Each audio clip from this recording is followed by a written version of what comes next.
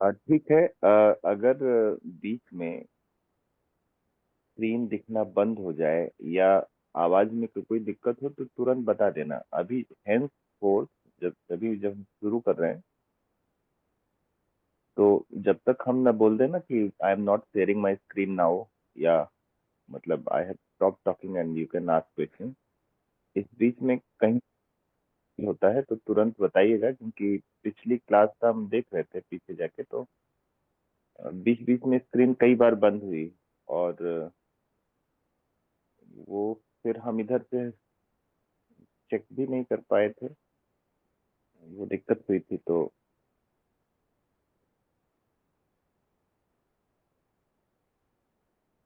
ध्यान दीजिएगा कि अगर बीच में आवाज बंद हो जाए, आवाज जाना बंद हो जाए, या किसी भी तरह से डिसरप्शन फील होता है तो तुरंत बताइएगा।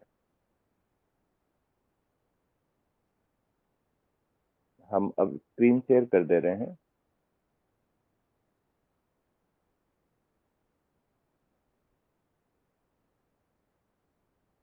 ये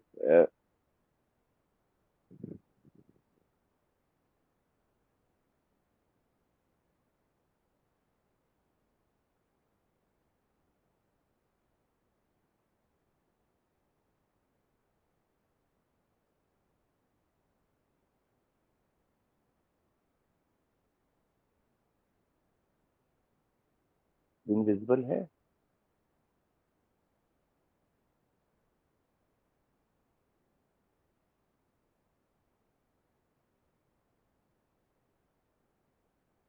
हम पूरा अपना कंप्यूटर स्क्रीन शेयर कर दे रहे हैं ताकि बीच में कोई डिस्ट्रक्शन ना हो।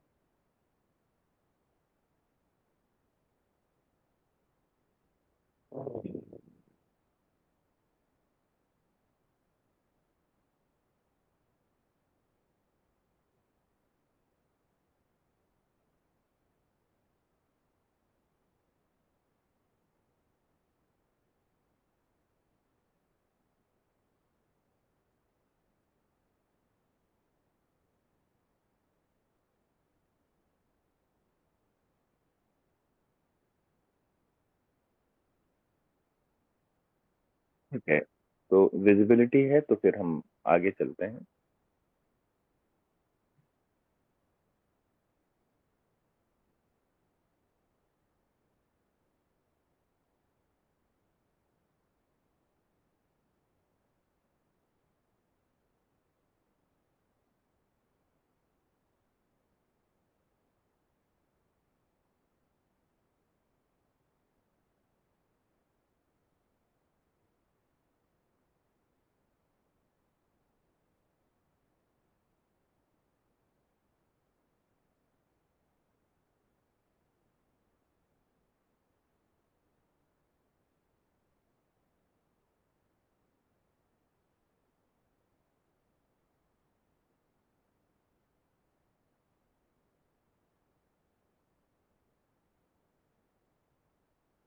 अगर आवाज में दिक्कत हो या स्क्रीन दिखना बंद हो कभी किसी भी स्टेज में तो तुरंत बताइएगा। तो हम चलते हैं, थोड़ा सा पिछला रिवीजन कर लेते हैं, क्योंकि पिछले प्रेजेंटेशन में डिसरप्ट हुई थी स्क्रीन कई बार, और फिर थोड़ा सा कुछ नया भी आज सीखेंगे। तो good morning everybody. We people have learned about block cipher in our last class. पिछले क्लास में हमने ब्लॉक साइफर के बारे में पढ़ा था। We know that there are two types of encryption which is possible. One is doing stream cipher. Stream cipher means continuous streams of bits are coming like 011101. This type of stream of bits are coming, and what we can do, we can encrypt each bit by bit, or sometimes byte by byte. Group of bits को हम byte by byte करते हैं। तो ऐसे लगातार bit by bit या bite by bite encryption करते हैं। तो इसको हम लोग बिट बाय बिट और बाइट बाय बाइट इंक्रिप्शन करते हैं, तो हम इसको बोलते हैं स्ट्रीम साइफर।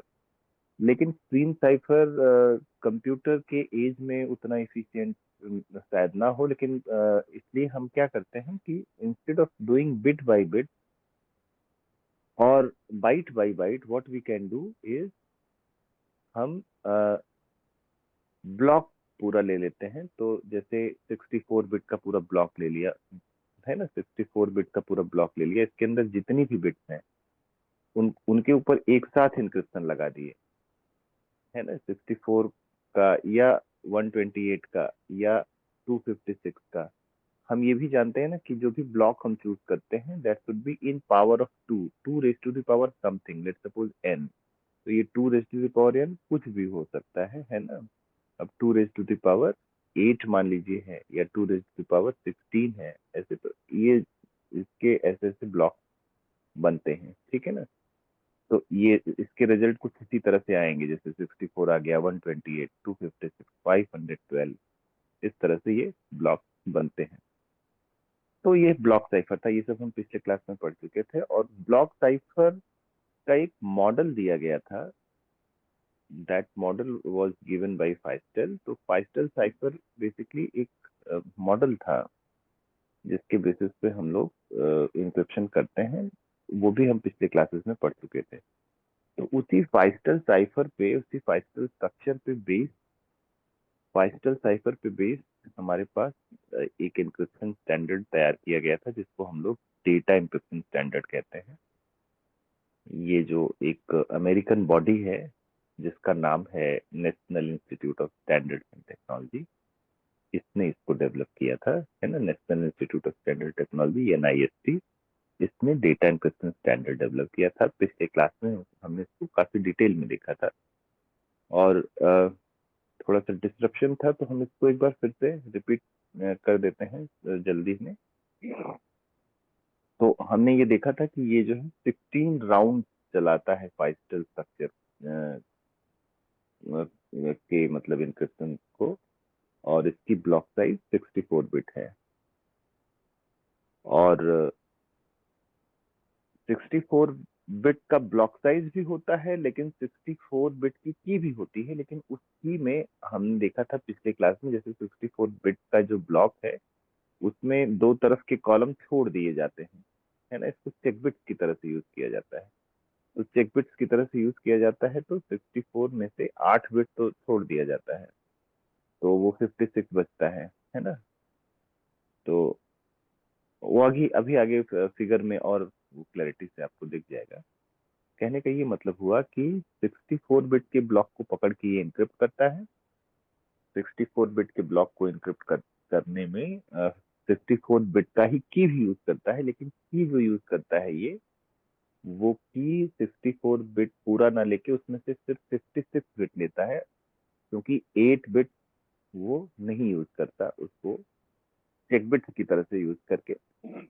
अच्छा, एक चीज और है कि इस डीईएस में जब इंक्रिप्शन करते हैं, डीईएस में जब हम इंक्रिप्शन करते हैं तो हमने ये देखा कि हम वही फाइस्टल स्ट्रक्चर का ही यूज करते हैं। फाइस्टल स्ट्रक्चर हम पिछले क्लासेस में पढ़ चुके हैं, इधर भी अभी समझ में आ जाएगा कि क्या होता है ये फाइस्टल स्ट्रक्चर।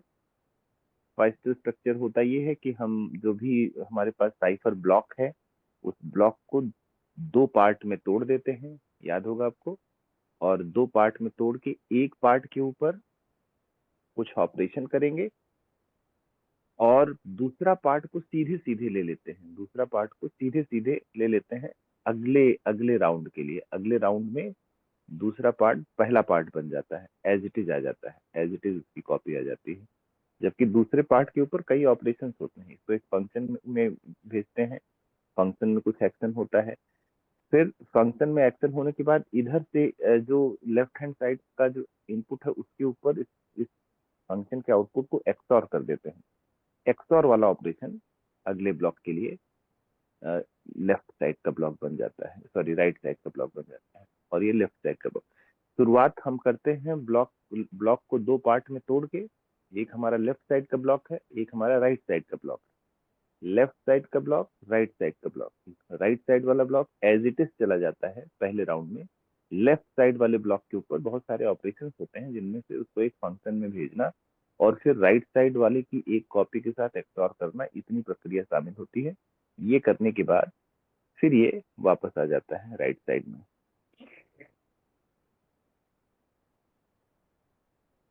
ठीक है।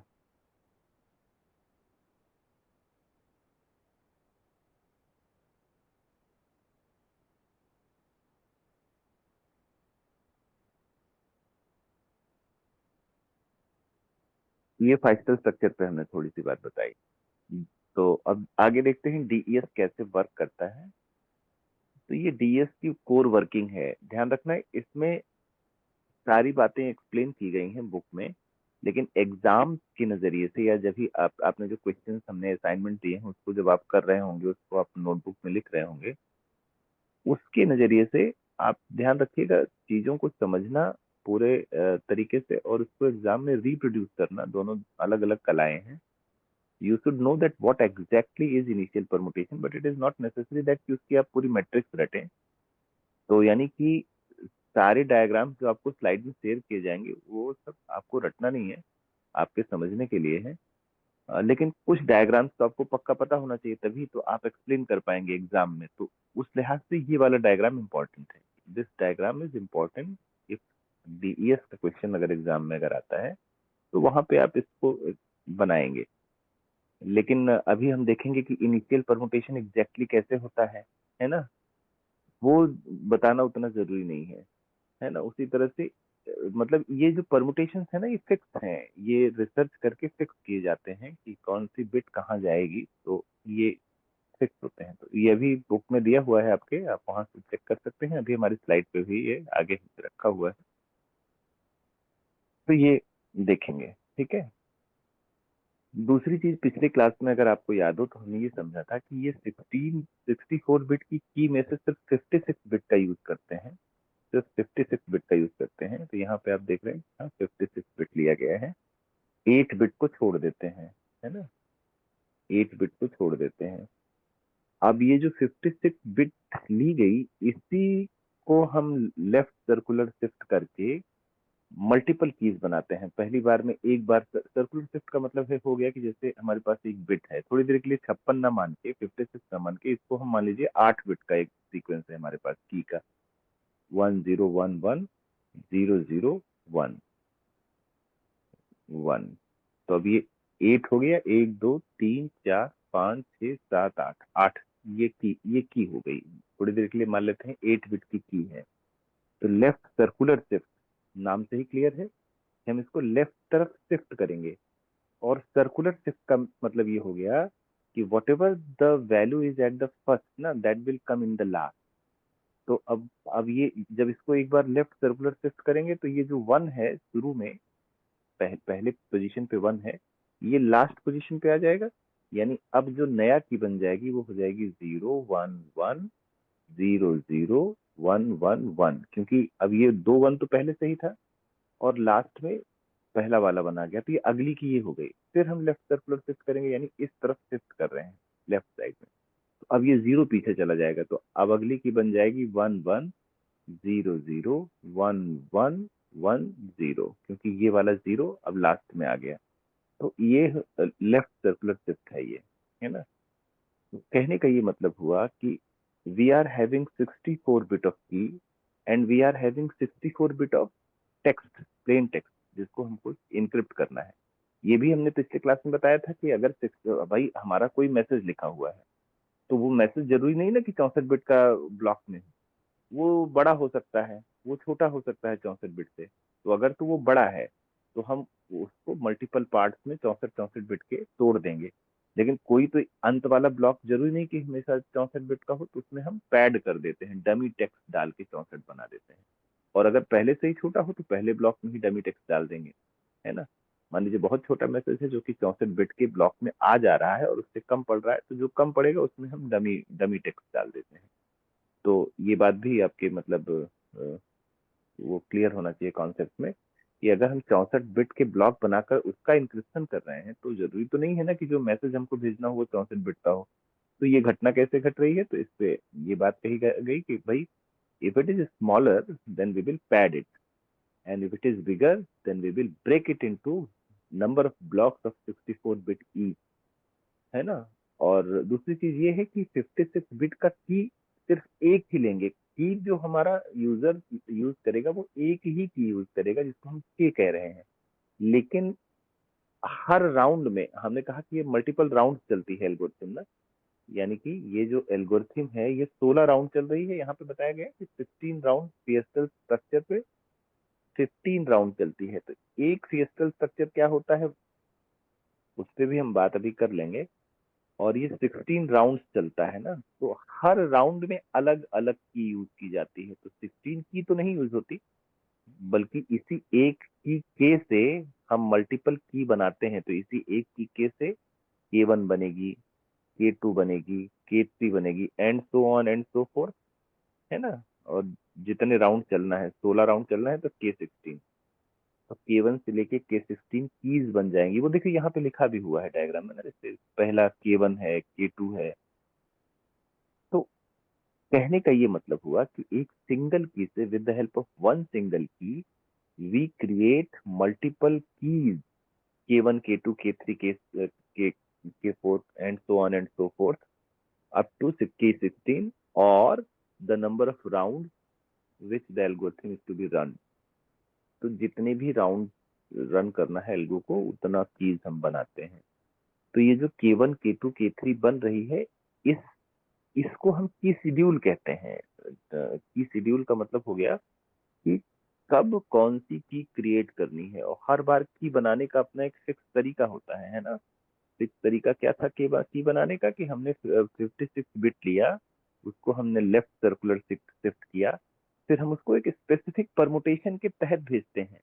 हमने पिछले क्लासेस में ये भी देखा था कि हमारे पास परमुटेशन बॉक्सेस होते हैं, जिनको हम पी बॉक्स कहते हैं। सब्स्टिट्यूशन बॉक्सेस भी होते हैं, जिसको हम एस बॉक्स कहते हैं। तो वो जेनरिक वर्ड था। यहाँ हम स्पेसिफिक देखेंगे कि डीएस में कौन से परमुटेशन बॉक्सेस यूज किए जाते हैं और कौन से सब्स्टिट्यूशन बॉक्सेस यूज किए जाते हैं। तो वैसे ही एक सब्स्टिट्यूशन, सॉरी, एक परमुटेशन बॉक्स से इसको गुजारेंगे। और ये भी हम देख रहे हैं ना कि इस एल्गो में, डीईएस एल्गो में हम ये देख रहे हैं कि जो परमुटेशन बॉक्स हमको मिला हुआ है, वो परमुटेशन बॉक्स बेसिकली कम कंप्रेशन परमुटेशन बॉक्स है। कंप्रेशन परमुटेशन बॉक्स का मतलब ये हो गया कि जितनी नंबर ऑफ बिट्स इसके अंदर जा रही हैं, उससे कम बाहर आ रही हैं, 48 बाहर आ रही हैं। यानी कि ये कंप्रेशन परमुटेशन बॉक्स है, ये कम कर दे रहा है। और अगर कभी कभी बढ़ा के देता है, तो बढ़ा के देने वाले को हम लोग एक्सपेंशन बॉक्स कहते हैं। तो बॉक्सेस हमारे पास दो हो सकते हैं, एक्सपेंशन बॉक्स हो सकता है और कंप्रेशन बॉक्स हो सकता है। कंप्रेशन बॉक्स में जितने नंबर ऑफ इनपुट्स जाते हैं, उससे कम इनपुट्स बाहर निकलते हैं, और एक्सपेंशन में जितने नंबर ऑफ इनपुट्स जाते हैं, उससे ज्यादा निकलते हैं। यहाँ पे ये वाला कंप्रेशन परमुटेशन है ना, क्योंकि इसमें 56 बिट गई और सिर्फ 48 बिट आउटपुट निकला, तो ये कंप्रेशन परमुटेशन बॉक्स, ठीक है ना। तो ये यहाँ पे ये वाला डायग्राम मेरे ख्याल से क्लियर होगा। ये ब्रीफ में बता रहा है कि डीईएस एल्गोरिथम एग्जैक्टली कैसे काम करती है। डीईएस एल्गोरिथम हर राउंड में 5 स्टेप स्ट्रक्चर को इंप्लीमेंट करेगी। अब ये राउंड वन में एग्जैक्टली क्या होता है, इसको हम अगले डायग्राम पे देखेंगे। What exactly happens in this round one, that we will see on the next diagram. ये सिर्फ राउंड वन करके खत्म कर दिया, एग्जाम में भी आप ऐसे ही लिख लेंगे। लेकिन इस एक राउंड वन में क्या हो रहा है, जो इस एक राउंड वन में घटना घटेगी, वही राउंड टू में होगा, वही थ्री में होगा, उसी से तो पूरा समझा जा सकता है। वही राउंड 16 में होगा, ठीक है ना। तो सेम थिंग हैपन्स। तो अब आगे चलते हैं।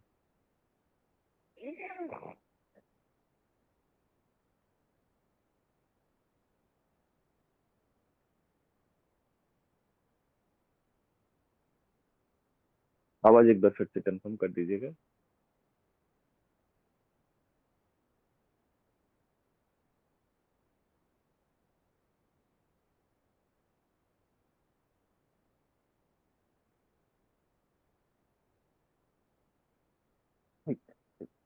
मैं एक बार खाली ये चेक कर रहा हूँ कि कितने लोग कनेक्टेड हैं।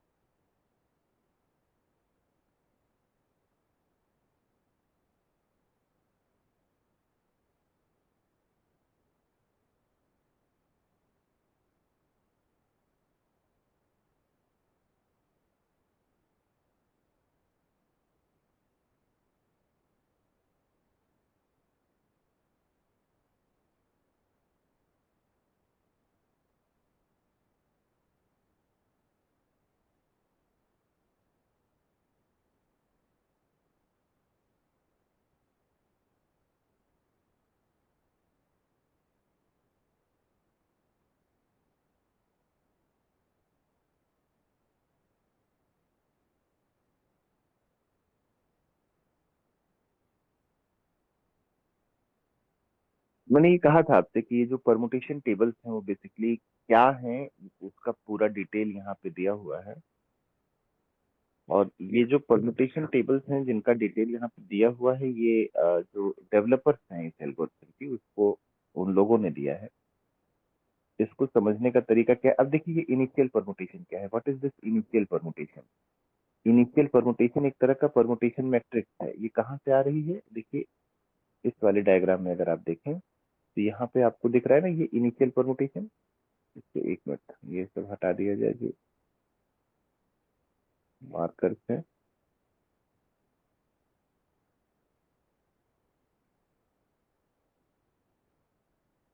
ये इनिशियल परमुटेशन, यानी कि शुरू में जब 64 बिट का प्लेन टेक्स्ट आता है तो इस प्लेन टेक्स्ट को सीधे राउंड में ना भेज के पहले एक परमुटेशन के थ्रू गुजारते हैं। तो ये परमुटेशन के थ्रू गुजारते हैं तो ये बदल जाता है तुरंत ही।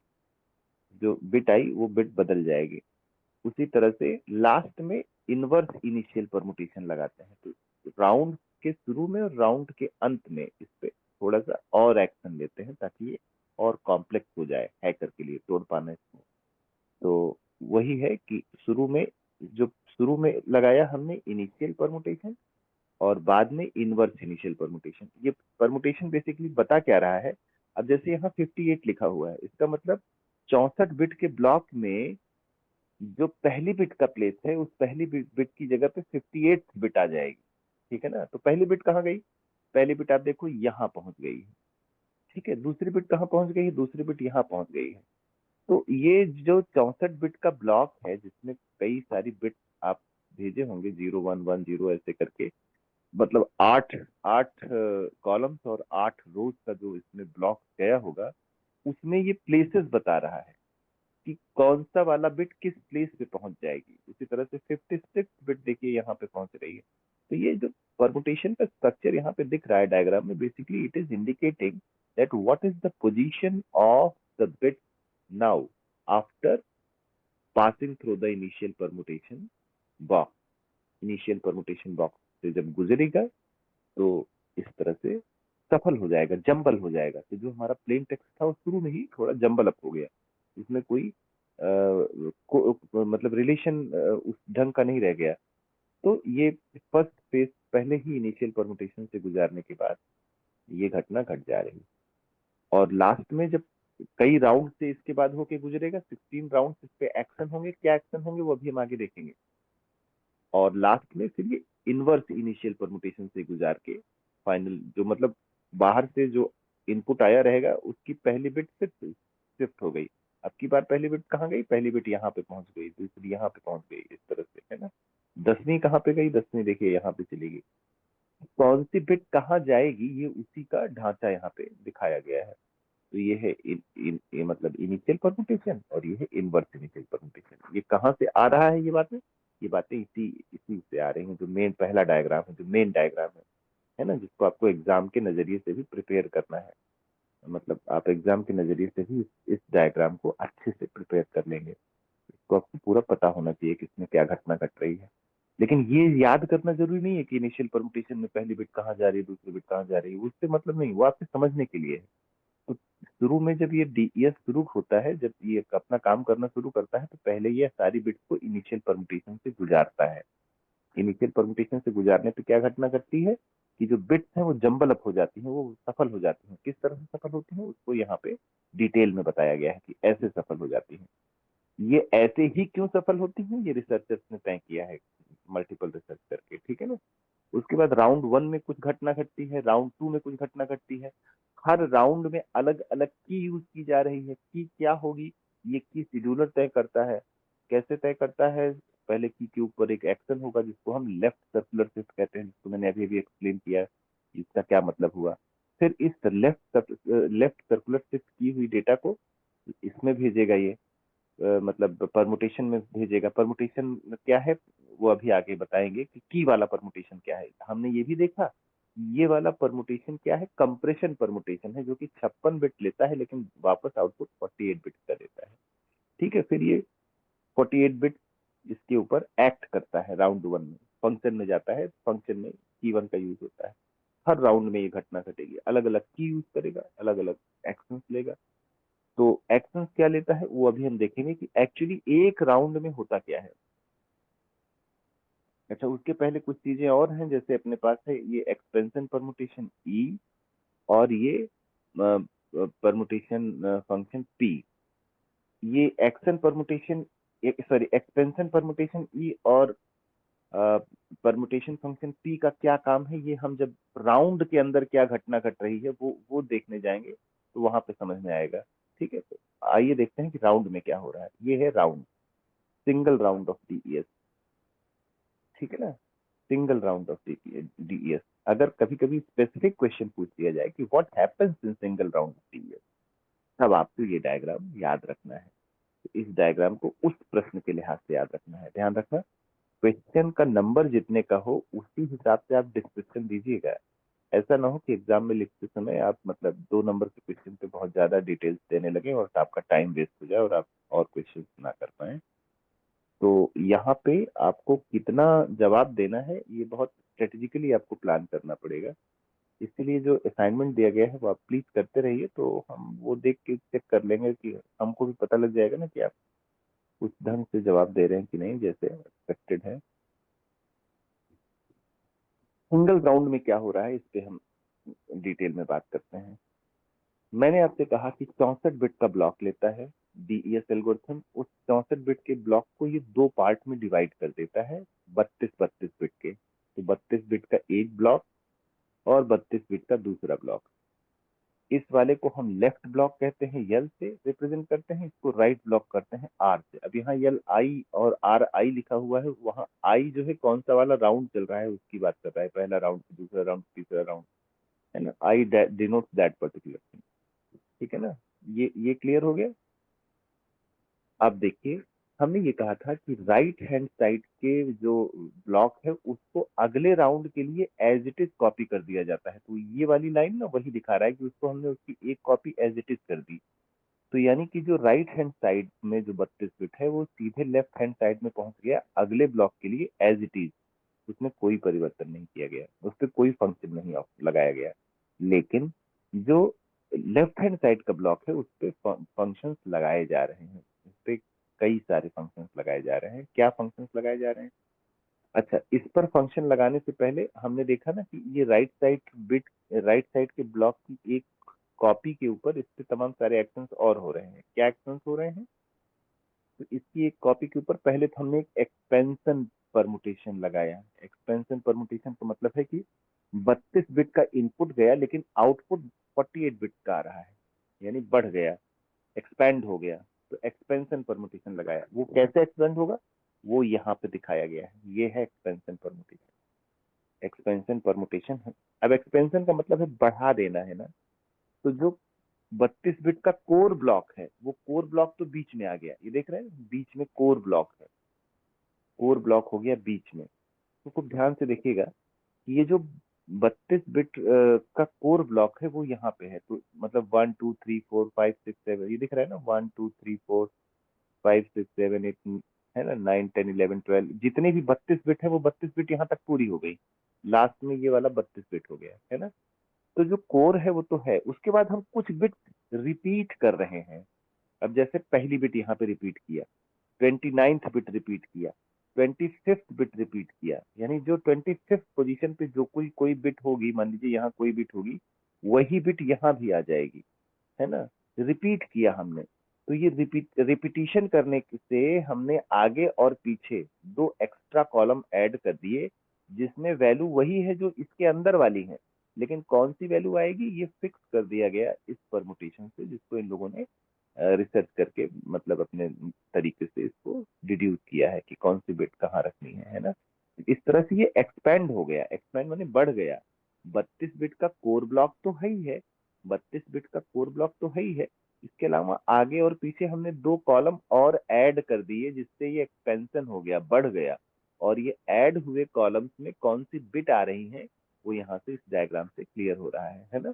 जैसे यहाँ पे 32वीं बिट आ जाएगी, यहाँ पे 5वीं बिट आई है ना, यहाँ पे चौथी बिट आई है, यहाँ पे 9वीं बिट आई है ना। तो यही 32 बिट में से ही कुछ बिट इस किनारे, कुछ बिट उस किनारे ले जाके हमने इसको इंक्रीज कर दिया। ठीक है ना, ये क्लियर हो गया ना कि राउंड वन में क्या हो रहा है कि जो राइट साइड का ब्लॉक है, उस राइट साइड के ब्लॉक को हमने लिया, उसको हमने एक एक्सपेंशन परमुटेशन से गुजारा। उस एक्सपेंशन परमुटेशन से गुजरने के बाद 32 बिट का जो ब्लॉक है, अब वो 48 बिट का ब्लॉक हो गया, क्योंकि वो एक्सपेंशन परमुटेशन से गुजरा। उसके बाद की शेड्यूल से की आ गई। ध्यान रखना, इस तरफ वाला जो डायग्राम पूरा है, ये की शेड्यूल को डिनोट कर रहा है।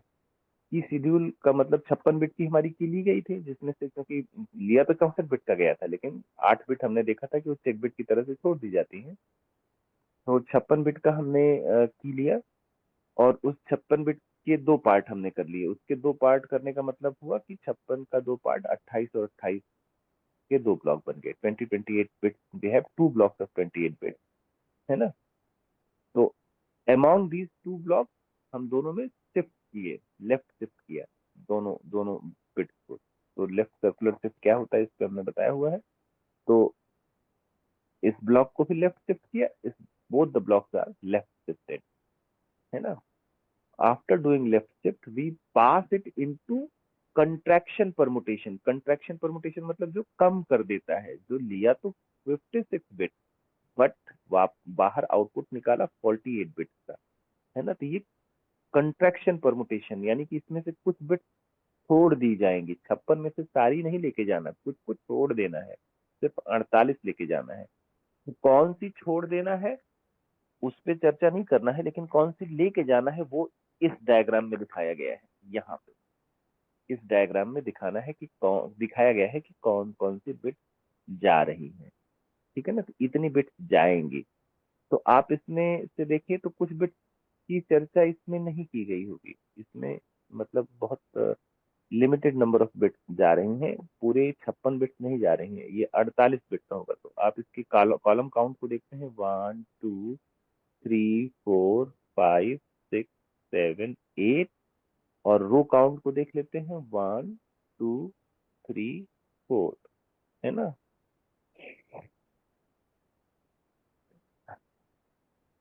कितना हुआ ये?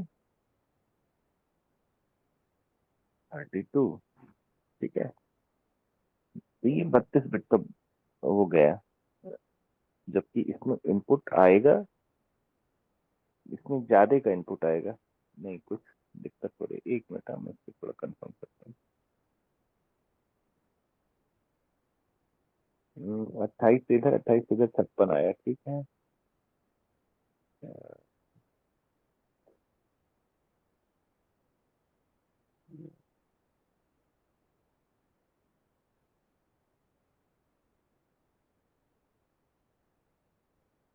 ये नहीं है, परमुटेशन फंक्शन है। अगले पेज में देख लेते हैं।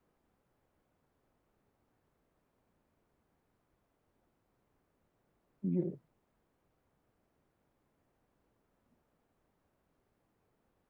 ये है परमुटेशन चॉइस टू, ठीक है ना। परमुटेशन चॉइस टू, यहाँ पे आप देखें तो इसमें नंबर ऑफ कॉलम्स कितने हुए, 1 2 3 4 5 6 7 8, है ना। और रोज कितने हुए, 1 2 3 4 5 6। तो ये 38, ये वाला है। ये क्लैरिटी आई ना। तो ये जो परमुटेशन बॉक्स चॉइस टू है, ये बेसिकली कैसे है, ये यहाँ पे इस डायग्राम में दिखाया गया है।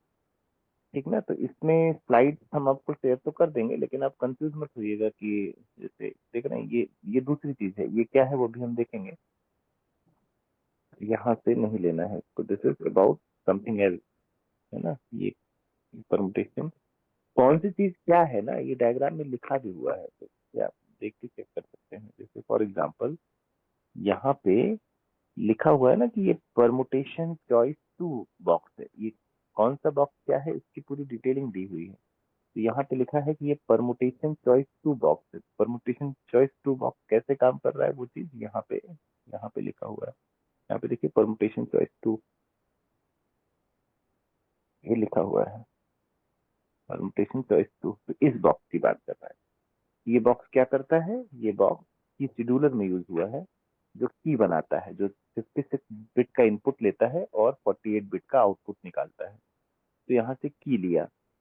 यहाँ पे हमने देखा कि एक्सपेंशन बॉक्स से गुजर के 32 बिट का 48 बिट हो गया, यहाँ से कंप्रेशन बॉक्स से गुजर के 56 बिट का 48 बिट हो गया। तो दोनों 48 48 बिट के हैं, तो बराबर बराबर है, तो उस पर एक्सऑर लग सकता है, तो हमने उस पर एक्सऑर लगाया। एक्सऑर आपको पता ही होगा। मान लीजिए हमारे पास बिट्स हैं ऐसे 4 बिट्स के ऊपर, हम एक्सऑर एक एग्जाम्पल लेके देखते हैं। मान लीजिए इस पे है, तो एक्सक्लूसिव और ये कहता है कि जब दोनों अलग अलग हों तब एक आता है, और दोनों अगर मतलब अलग अलग ना हो तो जीरो आएगा। तो 1 0 अलग अलग है तो एक आएगा, 1 0 यहाँ भी अलग अलग है, एक आएगा। यहाँ पे भी अलग अलग है, 0 और 1, यहाँ पे भी एक आएगा। यहाँ दोनों एक जैसा है तो ये जीरो हो जाएगा। अगर दोनों एक जैसा चाहे दोनों जीरो हो तो भी जीरो हो जाता है, ये आप जानते हैं बाइनरी ऑपरेशन। तो मैं वही बताने की कोशिश कर रहा हूँ आपको। ये 48 बिट का यहाँ भी इनपुट आया, ये लेकिन यहाँ पे एक्सऑर ऑपरेशन लगाने के लिए दोनों एक एक ही लेंथ का होना चाहिए।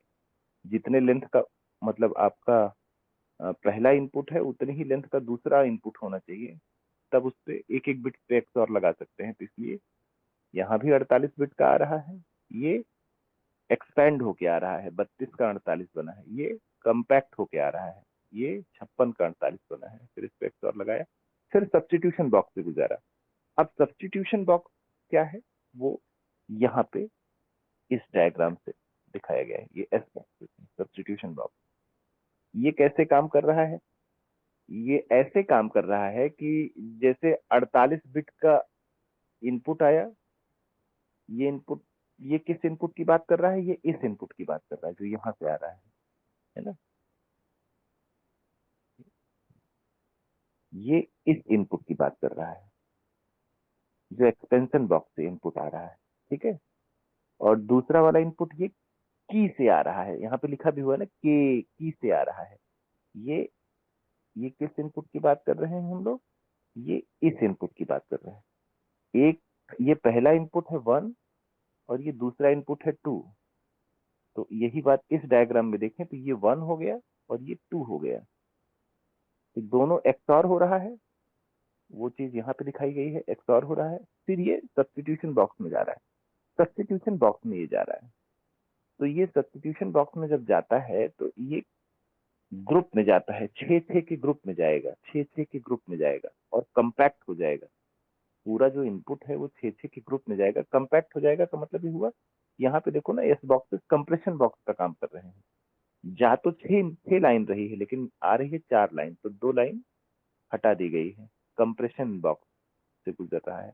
अब ये कैसे S1 S2 S3 S4 काम करेगा, ये कैसे काम करेगा, वो बात यहाँ पे दिखाई गई है। ये एस बॉक्स, इसको हमने अपने पिछले क्लास में देखा था कि ये कैसे काम करता है। तो उस तरह से हमारे पास जो नंबर ऑफ बिट्स हैं, बिट्स को देखेंगे ना, तो 1 2 3 4 5 6 बिट हैं, 6 बिट हैं।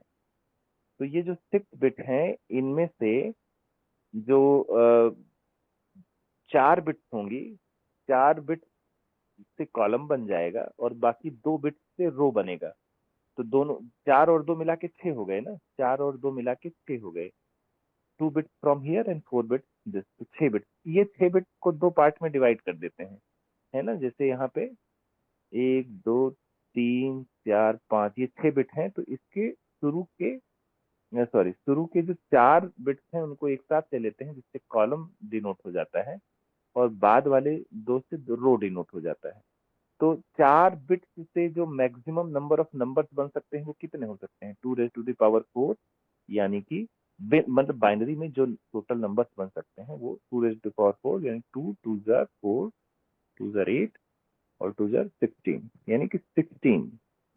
और 2 बिट्स बचे हैं, तो इस 2 बिट से कितने नंबर्स बन सकते हैं? 2 raised to the power 2, है ना, यानी 4। तो ये वही बात बताई गई है कि यहाँ पे तो ये मतलब 4 रोज, 4 रोज और 16 कॉलम, 16 कॉलम। तो उसी के बेसिस पे ये तय हो जाता है कि अब जैसे मान लीजिए कोई नंबर आया 6 बिट का, जिसमें पहले के 4 बिट से कॉलम नंबर तय होता है, लेट सपोज कॉलम नंबर 14, और रो रो नंबर मतलब 1 से 4 के बीच में कोई ना कोई होगा, मतलब 0 से लेकर 4 के बीच, 0 से लेकर 3 के बीच में, या मतलब 1 से लेकर 4 कह सकते हैं, वो आप देख लीजिए। तो मतलब ये जो बिट है ना, मान लीजिए 14th वाला कॉलम में जाना है, और मान लीजिए सेकंड रो में जाना है, तो वो यहाँ पे देख लिया जाएगा। यहाँ पे कॉलम नंबर देख लो, कॉलम नंबर 1 2 3 4 5 6 7 8 9 10 11 12 13 14 15 16, यही बात कही गई है ना कि 16 कॉलम होंगे। और रो नंबर कितना हो जाएगा? रो नंबर यहाँ पे हो जाएगा 1 2 3 4, यही बात कही गई है यहाँ पे, है ना। तो ये जो 6 बिट आया, ये 6 बिट से जो नंबर बनेगा, उस वो इनपुट जाके आउटपुट क्या निकलेगा, वो यहीं से डिसाइड होगा। तो वो जो जो हमारा नंबर आया, उस नंबर के शुरू के 4 बिट से, मान लीजिए कॉलम नंबर 14 तय होता है, तो हम देखेंगे कॉलम नंबर 14 कहाँ है, यहाँ है, ये है कॉलम नंबर 14। और मान लीजिए रो नंबर 2 डिसाइड होता है। मैं एक एग्जांपल ले रहा हूँ कि किसी एक में रो नंबर 2 डिसाइड होता है, तो ये रो नंबर 2 है। इनका जो इंटरसेक्शन का नंबर है वही आउटपुट जाएगा। इंटरसेक्शन का नंबर कहाँ है? ये रो नंबर 2 कॉलम नंबर 14 का इंटरसेक्शन 5 है। तो 5 की जो भी बाइनरी बिट होगी, 5 की बाइनरी बिट हो जाएगी 0 1 1 1, यही है बाइनरी बिट 5 की, यही आउटपुट चला जाएगा। दिस इज द आउटपुट, है ना। ये आउटपुट यहाँ से निकलेगा ऐसे, है ना। ये क्लियर हो रहा है ना? ये पी बॉक्स कैसे काम कर रहा है, सबको क्लियर है? यहाँ 6 इनपुट आ रहा है, लेकिन सिर्फ 4 आउटपुट जा रहा है। और ये इसके ऊपर कैलकुलेशन कैसे होते हैं वो हमने यहाँ पे बताया। और हमने देखा कि कितने एस बॉक्सेस हैं, 8 अलग अलग एस बॉक्सेस हैं, S1 S2 S3 S4। तो वो 8 अलग अलग एस बॉक्सेस का परमुटेशन क्या है वो यहाँ पे बताया गया है। S1 ऐसे होगा, S2 ये याद रखने की जरूरत नहीं है, ये खाली किताब में समझाया गया है कि एक्चुअल एल्गो कैसे काम करती है, वो पूरा परमुटेशन यहाँ पे दिखाया गया है। ठीक है, ये इस तरह से। तो कहने का ये मतलब हुआ कि अब ये सब्स्टिट्यूशन बॉक्स से पास हुआ। सब्स्टिट्यूशन बॉक्स से पास होने का मतलब है वो ये घटना घटी, डिटेल, इसमें डिटेल दिखाया गया है, इस डायग्राम में डिटेल दिखाया गया है। और लास्ट में परमुटेशन बॉक्स पी से पास करेगा ये। जब ये सब्स्टिट्यूशन बॉक्स से पास करेगा तो 48 बिट्स का इनपुट आएगा, लेकिन कंप्रेस होकर 32 बिट्स निकलेगा। कंप्रेशन एग्जैक्टली कैसे हो रहा है यहाँ दिखाया जा रहा है। हर 6 का 4 बन जा रहा है, हर 6 का 4 बन जा रहा है। तो 6 के कितने ग्रुप हैं? 4 ग्रुप हैं। सॉरी, 8 हैं, 8 है ना। S1 S2 S3 S4 से लेके S8 तक। तो दिस बिकम्स 48। और आउटपुट भी 8 ही है, लेकिन 4 4 निकल रहे हैं, तो 4 × 8 यानी 32। यानी इनपुट आया 48, सॉरी, इनपुट आया 48 और आउटपुट आया 32। वही बात यहाँ पे समझाई जा रही है कि 48 का इनपुट आएगा, लेकिन 32 का आउटपुट निकलेगा। फिर इसको एक परमुटेशन बॉक्स पी से गुजार रहे हैं, वो परमुटेशन बॉक्स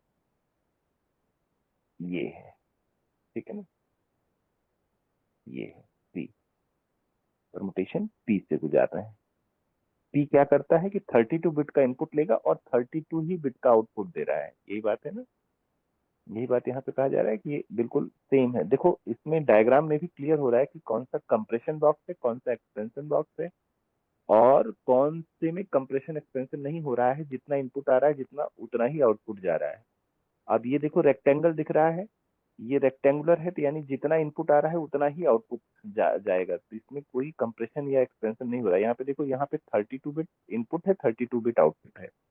और सब्स्टिट्यूशन बॉक्स कंप्रेस कर रहा है, तो यहाँ पे देखो इस तरह से नीचे की तरफ कम करके दिखाया गया है, यानी कि ये 48 बिट आ रहा है, 32 बिट बाहर जा रहा है।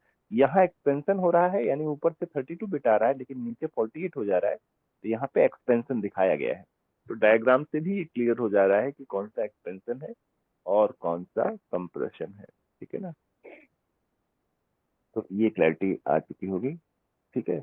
उसी तरह से की शेड्यूल पे भी हम यहाँ पे देख लेते हैं कि की शेड्यूल कैसे काम करता है। और इसमें जो कुछ और डायग्राम्स हैं वो उसको भी आप समझ लीजिए। ये पहला तो ये जो मतलब ये जो ब्लॉक दिखाया गया है ना, ये बेसिकली इनपुट की दिखाई गई है कि इनपुट की 64 बिट की हम लेते हैं ना, 64 बिट की। लेकिन इसमें यहाँ पे जो कुछ देखिए नॉन ग्रे एरिया है, इसको ड्रॉप कर दिया गया। तो 8 निकाल दिया गया, तो तभी तो 56 बना। इसमें से 8 रिमूव कर दिया गया। ये 8 मतलब एक कॉलम रिमूव कर दिया, इसको चेक बिट की तरह से यूज करते हैं, तो ये एक कॉलम रिमूव कर दिया गया। और PC1 यहाँ पे दूसरा डायग्राम दिया गया है, परमुटेशन चॉइस 1। ये है परमुटेशन चॉइस 2। परमुटेशन चॉइस 1 हमारे डायग्राम में जो पहला डायग्राम है उसमें आप देखेंगे, तो परमुटेशन चॉइस 1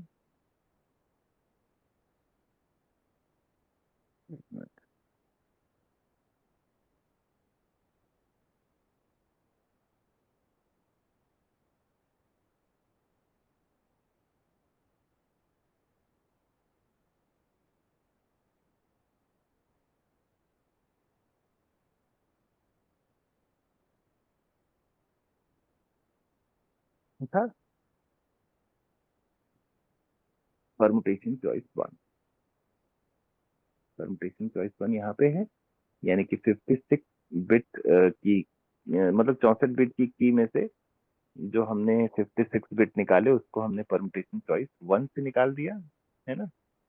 वो यानी कि थोड़ा इस जंबल करने का तरीका है कि उस परमुटेशन चॉइस 1 से हम मतलब हमने उसको जंबल अप कर दिया, ठीक है। तो एक डायग्राम आपका इसकी क्लैरिटी हो गई, परमुटेशन चॉइस 1। और फिर उसके बाद परमुटेशन चॉइस 2 भी हमने देख ही लिया। परमुटेशन चॉइस 2 कहाँ पे यूज हो रहा है, यहाँ पे। ये है परमुटेशन चॉइस 2, जब की बना रहे हैं तो, ठीक है। तो ये भी क्लियर हो गया। और अब ये शिफ्ट है, शिफ्टिंग कैसे हो रही है, left circular shift, right circular shift, है ना। तो वो बिट रोटेशन कैसे होता है वो यहाँ पे दिखाया गया है। अब इसमें ये दिखाया ये गया है कि कौन से राउंड में कितनी बिट शिफ्ट होगी। सारे राउंड में एक जैसी बिट शिफ्टिंग नहीं होती। तो 16 राउंड एल्गो चलती है, तो यहाँ पे बताया गया है पहले राउंड में एक बिट शिफ्ट होगा, दूसरे राउंड में भी एक बिट शिफ्ट होगा, लेकिन तीसरे राउंड, चौथे राउंड, पांचवें राउंड, छठवें राउंड, सातवें, आठवें राउंड, इतने सब में दो दो बिट शिफ्ट हो रही हैं। दो दो बिट शिफ्ट हो रही हैं, ठीक है ना। उसके बाद नौवे में सिर्फ एक बिट शिफ्ट होगा, फिर 10वें से लेके 15वें तक दो दो बिट शिफ्ट होगा, ठीक है। और लास्ट में 16वें राउंड में एक बिट शिफ्ट होगा। तो ये शिफ्टिंग का शेड्यूल है कि कैसे शिफ्ट होती है, मतलब बिट शिफ्ट, शिफ्टिंग कहाँ हो रही है, बिट शिफ्टिंग यहाँ पे, है ना। ये लेफ्ट शिफ्ट हो रही है ना, दो ब्लॉक हमने अलग अलग डिवाइड किया, शिफ्ट किया। कितना शिफ्ट करना है वो राउंड पे डिपेंड करता है, यानी आई पे डिपेंड करेगा। आई अगर एक है तो एक बिट शिफ्ट होगी, है ना। और आई अगर 2 से लेके 8 तक है तो 2 बिट शिफ्ट होगी, मतलब आई अगर 2 से लेके 8 तक है तो, है ना। 9वें में फिर एक बिट शिफ्ट होगी, है ना। ये रटना जरूरी नहीं है, मतलब खाली ये एग्जैक्टली एल्गो काम कैसे करती है उसको आपको समझाने के लिए ये सारे डायग्राम दिए गए हैं। तो एग्जाम के नजरिए से कितना जानना जरूरी है, ये डायग्राम बहुत जरूरी है, और ये डायग्राम बहुत जरूरी है। इन दोनों डायग्राम से आप ये पूरी डीएस की वर्किंग समझ रहे हैं। इनकी डिटेलिंग में जाने की उतनी जरूरत नहीं है, डिटेलिंग आपको एग्जैक्टली समझ में आ जाए कैसे है, इसलिए ये बुक में दिया हुआ रहता है, ठीक है। तो ये दोनों डायग्राम से, इसके बाद ये रनिंग एग्जाम्पल अब काम नहीं कर रहा है। पहले ना ये एक पेज बड़ा बढ़िया था, जिसमें हर स्टेप पे बिट में क्या क्या परिवर्तन आया ना वो एकदम दिखाता था ये। तो फिर भी अगर आप मतलब, ये तो एनिमेटेड था, नॉन एनिमेटेड वाले में आप देख सकते हैं अभी भी, आप कहीं वेबसाइट पे विजिट करके, जैसे हम एक वेबसाइट पे आपको दिखा दे रहे हैं, नॉन एनिमेटेड का मतलब है स्टैटिक है, थोड़ा समझना पड़ेगा उसको आपको। लेकिन वहां पे आप यहाँ पे सर्च करेंगे गूगल पे कि running example, running example of DES algorithm, तो यहाँ पे आप सर्च करेंगे तो आपको मिल जाएगा।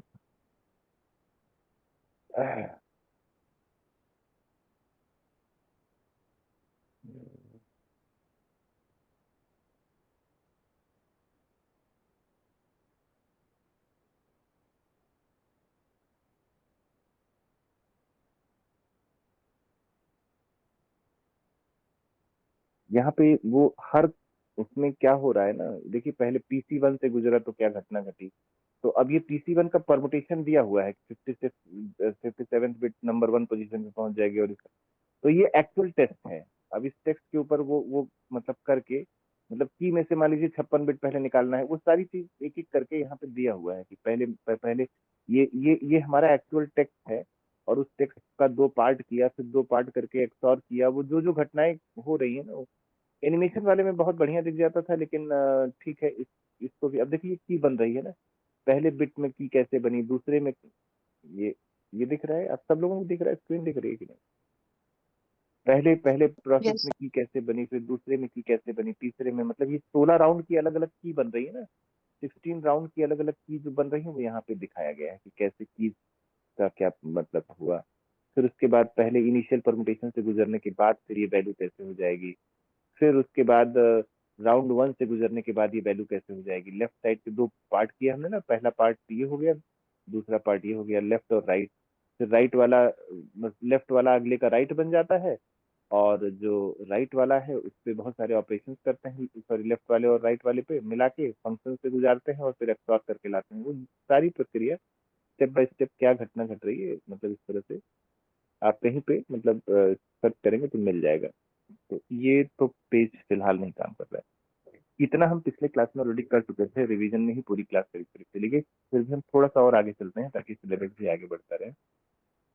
और अगला टॉपिक है एवलांस इफेक्ट। एवलांस इफेक्ट क्या है, ये एग्जाम में 1 नंबर 2 नंबर में भी पूछा जा सकता है और डिटेल में भी पूछा जा सकता है। तो ये हमारे जो क्रिप्टोग्राफर्स हैं उनका ये, they strive that whatever method they create, that should not be easily cracked by the crypto analyst। तो इस प्रॉपर्टी को वो अपने एल्गो में लाने का प्रयास करते हैं। ये प्रॉपर्टी ये कहती है कि थोड़ा सा भी अगर परिवर्तन अगर आता है ना, तो अगर मतलब प्लेन टेक्स्ट में थोड़ा सा भी चेंज अगर आता है, तो साइफर टेक्स्ट में ज्यादा मतलब बहुत ज्यादा चेंज आ जाना चाहिए। एवलांस का मतलब होता है, जैसे हम इसका लिटरल मीनिंग क्या होता है, जैसे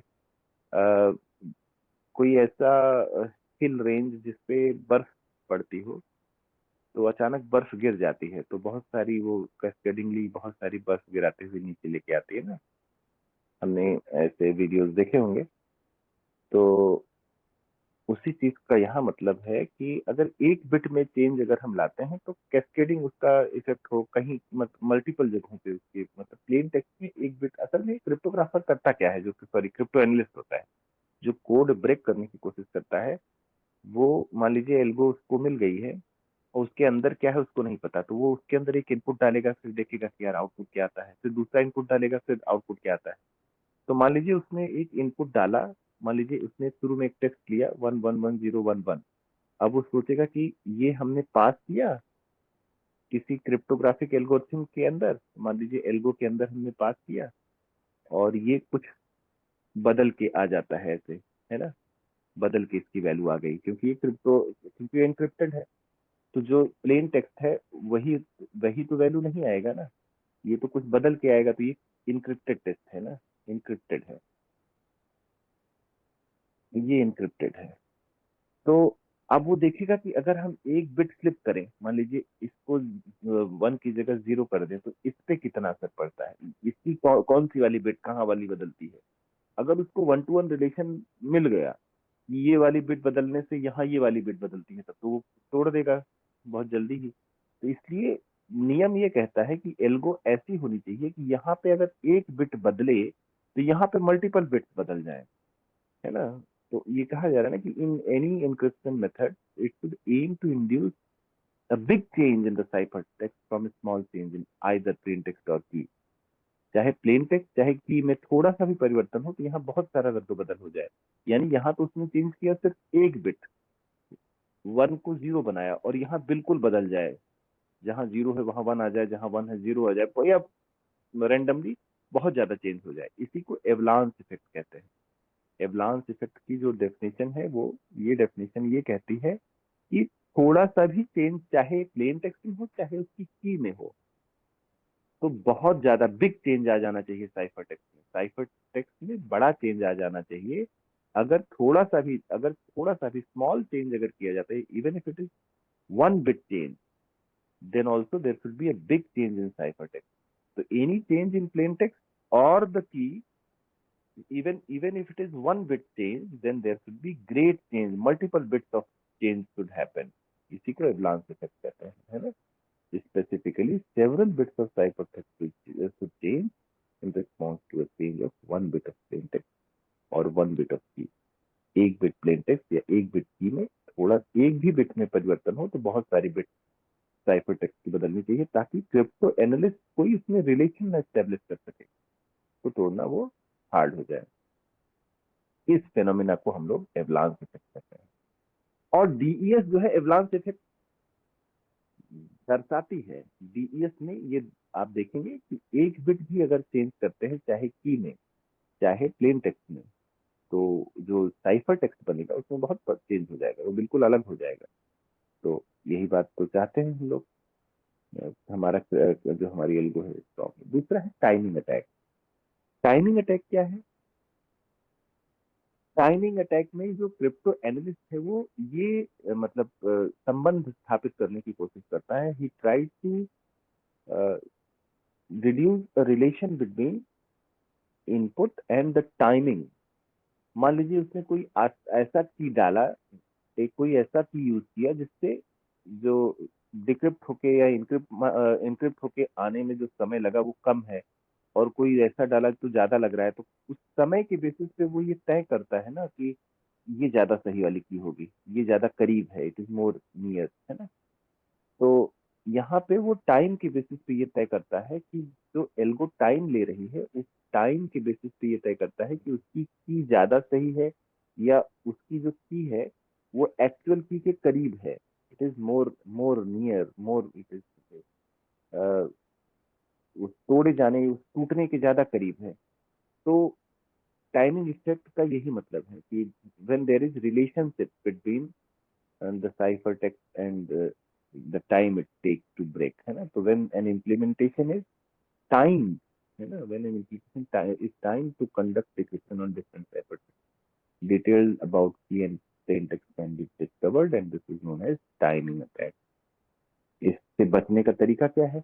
इससे बचने का ये तरीका है कि एल्गो इस तरह से होनी चाहिए कि चाहे कि सही के आसपास हो चाहे ना हो, समय उतना ही ले। Either it should take constant time, सही हो तो भी उतना ही टाइम ले और गड़बड़ की जा रही है तो भी उतना ही टाइम ले। Either it should take constant time और it should take random time. कोई फिक्स ना हो कि क्रिप्टोग्राफर कोई संबंध ना बना पाए, कोई रिलेशनशिप ना स्टेब्लिश कर सके, जो हमारी कीज और उसके मतलब डिक्रिप्ट होने का जो समय है, समय में कोई रिलेशनशिप नहीं होना चाहिए, फिर भी रैंडम, कभी 1 सेकंड में आ गया, कभी 17 सेकंड लग रहा है।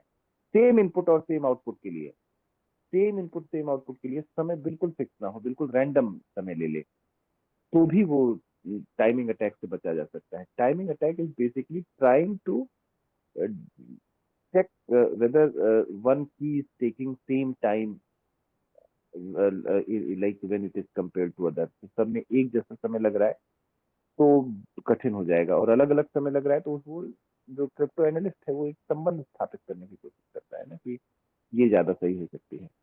तो when an encryption or decryption algorithm takes varied amount of time depending on input, then it can be exploited, है ना? इनपुट के बेसिस पे अगर उसमें समय अलग अलग लग रहा है तो उसी चीज का यूज करके जो अटैकर है वो अटैक करने की कोशिश करेगा, है ना? The Hamming weight of the secret key, that is the amount of bits that is equal to 1। एक मिनट, ये थोड़ा सा हम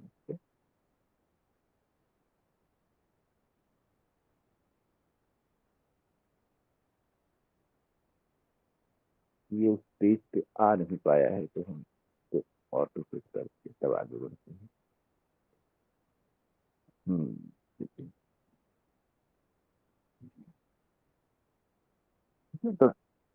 तो when an encryption or decryption algorithm takes slightly varied amount of time depending upon input, this can be exploited via timing attack। The Hamming weight of the secret key, that is the, ये एक Hamming weight क्या होता है? किसी secret की का Hamming weight क्या होता है? किसी सीक्रेट की का Hamming weight is the amount of bit that equal 1।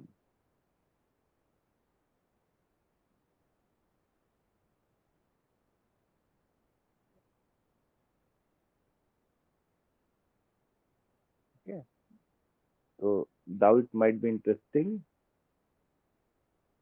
getting the real key it is not easy. DES is sufficiently good. Timing attack में जो है मतलब DES बढ़िया है, इस पे टाइमिंग अटैक नहीं किया जा सकता, क्योंकि हमने जिन बातों की बताया इसका ये ख्याल रखती है, ये जो हमारी एल्गोरिथम है, DES एल्गोरिथम।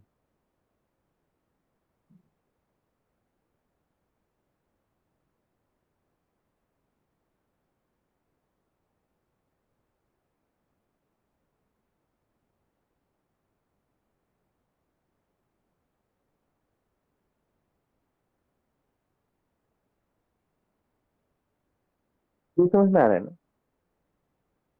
Yes, sir. एक बार इसको थोड़ा सा इलाबोरेट कर ले। मान लीजिए ये कोई की तो बहुत लंबी होती है, की 56 बिट की होती है, लेकिन हम थोड़ी देर के लिए मान लेते हैं 8 बिट की है, 8 बिट की है। मान लीजिए 1 1 0 1 0 1 1 0। थोड़ी देर के लिए मान लेते हैं ये 8 बिट की है। लेट सपोज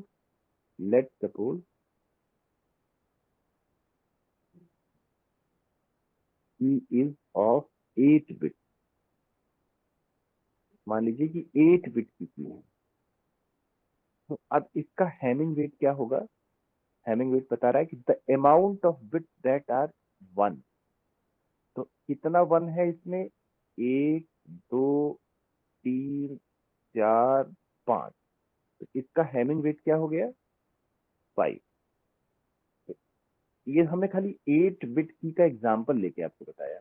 ये 8 बिट की तो होती नहीं है, की तो हमारी 64 बिट की लेके उसमें से 8 बिट ड्रॉप करके 56 बिट की बनाते हैं। तो उसमें जितना 1 आएगा, है ना, वो उसका हैमिंग वेट हो जाएगा। तो वो हैमिंग वेट का टाइमिंग से संबंध होता है, लेकिन हम डीईएस में देखेंगे तो ऐसा उस संबंध को मिटिगेट करने का प्रयास किया गया है कि कितने भी 1 हो, उसका मतलब उसके एल्गोरिथम के टाइम पे कोई संबंध स्टेब्लिश ना हो पाए, ऐसा प्रयास किया जाता है। तो इसलिए ये टाइमिंग अटैक पे ये हमने बात की। आगे है दो और क्राइटेरिया होती है कि कोई एल्गो कितनी अच्छी है या नहीं अच्छी है। उसके दो और क्राइटेरिया होते हैं। एक को हम कह रहे हैं स्ट्रिक्ट एवलांस क्राइटेरिया और दूसरा है बिट इंडिपेंडेंस क्राइटेरिया। ये दोनों मतलब एक दूसरे से संबंधित ही हैं, लेकिन दोनों के डेफिनेशन में क्या डिफरेंस है उसको आप अच्छे से पढ़ लीजिएगा बुक में, है ना। और थोड़ा सा हम इस पर डिस्कस कर लेते हैं और फिर आप बाकी मतलब डिटेल में अपने बुक में देखिएगा। तो पहली बात तो ये कि जो स्ट्रिक्ट एवलांस क्राइटेरिया है वो ये कहता है कि जैसे ब्लॉक है, 64 बिट का ब्लॉक है, लेट्स सपोज 64 बिट का ब्लॉक। तो अगर एक, सॉरी एक मिनट है, अगर एक भी बिट में अगर फ्लिप होता है तो ये जो 64 बिट का ब्लॉक है इसका 50% बिट कम से कम बदल जानी चाहिए। इस चीज को हम लोग स्ट्रिक्ट एवलांस क्राइटेरिया कहते हैं। ठीक है, 64 बिट के ब्लॉक में एक बिट के फ्लिप पे 50% के आसपास यानी लगभग 32 बिट बदल जानी चाहिए। ठीक है। और बिट इंडिपेंडेंस क्राइटेरिया ये कहता है कि दो बिट का जो आपस का रिलेशनशिप है ना, वो कोई नहीं होना चाहिए। हर बिट, हर इनपुट आउटपुट के से इंडिपेंडेंट होना चाहिए। इनपुट और आउटपुट में कोई रिलेशनशिप स्टैब्लिश नहीं किया जा सके, ये चीज को हम बिट इंडिपेंडेंस क्राइटेरिया कहते हैं, है ना। तो it ensures that every bit is independent. तो ये दोनों आपस में संबंधित ही हैं, यानी कि एक में परिवर्तन आएगा तो दूसरे में बहुत परिवर्तन आ जाना चाहिए आउटपुट में। और दूसरी बात ये कह रहा है कि हर बिट इंडिपेंडेंटली, मतलब वो एक एक करके क्रिप्टोग्राफर चेक करेगा कि इस पे अगर हम करते हैं तो क्या घटना घटती है, इस पे करते हैं तो। एक मिनट, जस्ट एक कॉल बार बार आ रहा है। हाँ बताएं।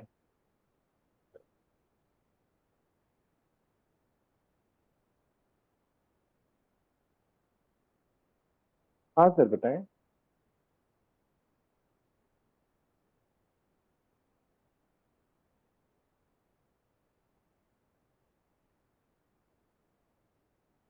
कहाँ पे, कहाँ पे सर?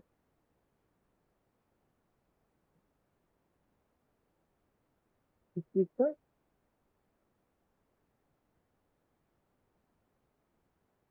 राइट राइट राइट, हाँ हाँ सर, हाँ बताएं बताएं, हाँ हाँ हाँ।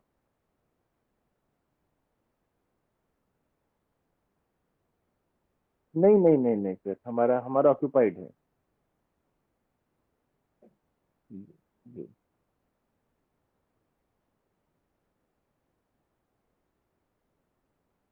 ठीक है ठीक है सर, ठीक है।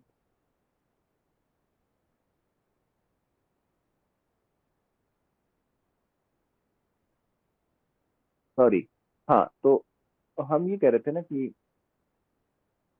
वापस आते हैं।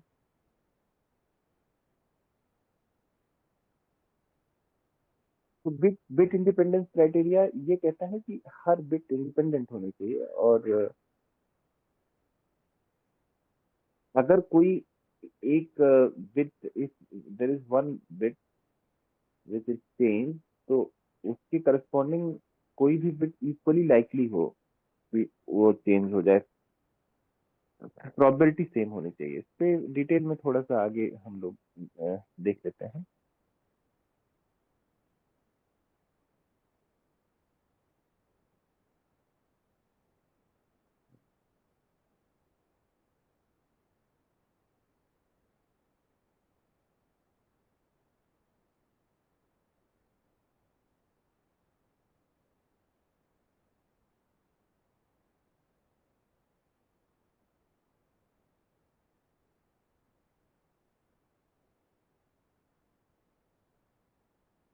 ठीक है।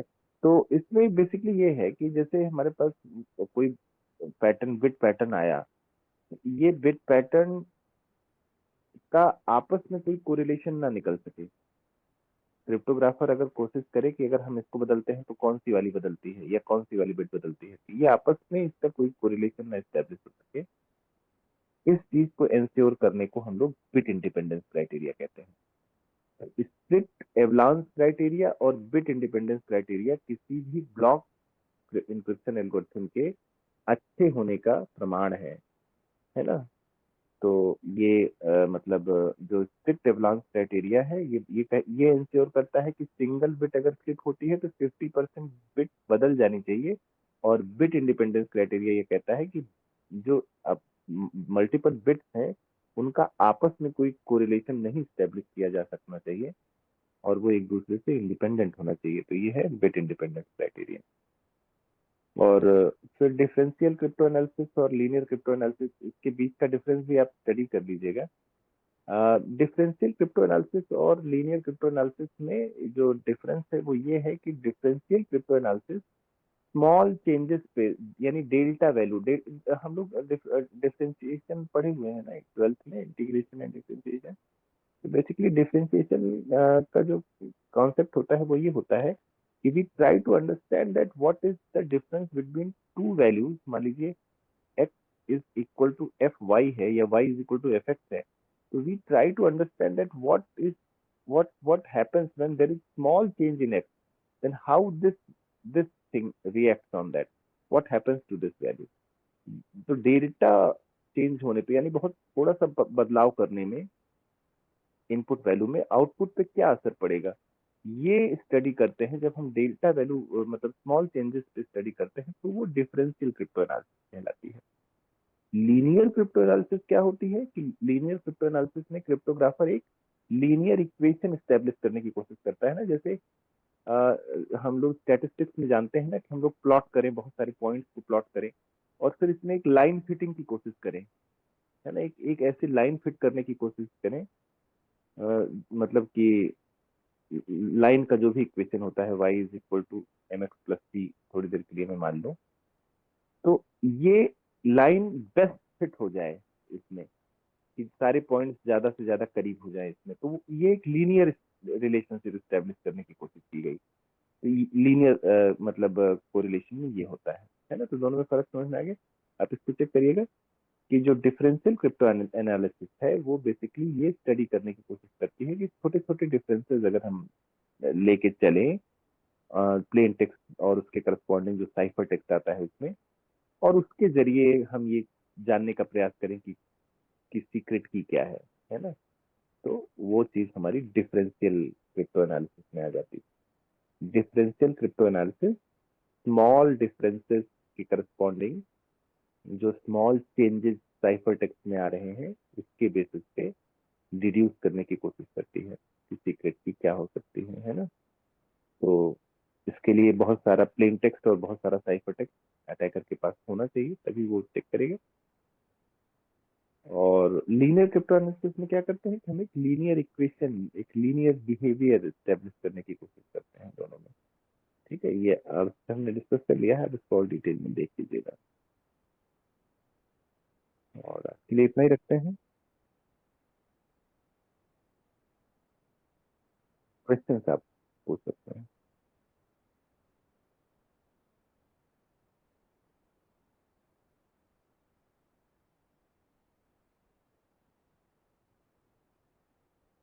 कुछ पूछना है किसी